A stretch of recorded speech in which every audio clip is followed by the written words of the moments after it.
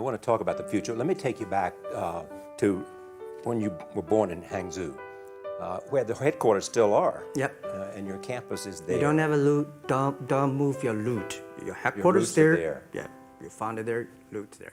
You grew up in the 60s. 64. Born in 64. That was the time of the Cultural Revolution. Yeah, it was the end of the Cultural Revolution. It was, well, my grandfather was a tiny landlord. Was considered, after liberation, was considered to be a bad guy. So I was, I know how tough it was when I was a kid. You tried to get into 3 colleges. Each time they rejected. No, I tried. There's examination that young people, if you want to go university, you have to take the examinations. So I failed 3 times. I had a lot of fail. I failed for funny things that I failed a key primary school test for 2 times, and I failed 3 times for the middle schools, and. You will never believe in Hangzhou, my city, there's only 1 middle school that lasts only 1 year. It was changed from primary school to middle school because our graduates of our school, no middle school accept us because we were too bad. They would become a middle school. What effect did it have being rejected? I think we have to get used to it. We're not that good. Even today, we still have a lot of people reject us. I think when I graduated from universities, and before for 3 years I tried to fill in the universities. So I applied jobs 30 times, got rejected. I went for a police, they said, no, you're not good.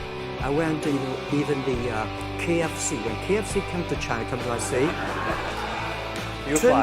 24 people went for the job. 23 people were accepted. I was the only one guy. And we went for police. 5 people, 4 of them accepted. I was the only guy that I received it. So to me, being turned down, rejected. Oh, by the way, I told you that I applied for Harvard for 10 times, rejected. I know I'll be rejected. I just don't want to say that. They're sorry now. 10 times you wrote them and said, I'd like to come to Harvard. Yeah. And then I told myself someday I should go teach there, baby. I think that can be arranged. Richard Nixon came to Hangzhou. Yeah. And after that, tourists flooded the place. Yeah. And that's how you learned English. Yeah. I really like I don't know why at 12, 13 years old, that time I suddenly fell in love into the language, the English. And there's no place you can learn English at that time. There's no books, English books. So I went to the Hangzhou Hotel, now called Hangzhou Shangri-La Hotel, because that was the hotel can receive the foreign visitors. So every morning for 9 years, I showed them around as a free guide, and they taught me English. And I think that changed me. Today, I'm a 100% made in China. I've never got a one-day train outside China. And when people talk to me, say, Jack, how can you speak English like that? Why sometimes you talk like an Western guys? I think that was the 9 years. These Western tourists opened my mind because everything they told me are so different from the things I learned from the schools and from my parents. So now I have a habit. Whatever I see, whatever I read, I use my mind. Think about for 2 minutes. Is that how Ma Jun became Jack Ma? Actually, Jack, the name was given by a lady in tennis. She's a tourist. She came here and she said, came to Hangzhou. We become a pen friends. Ma Ring is so difficult to pronounce.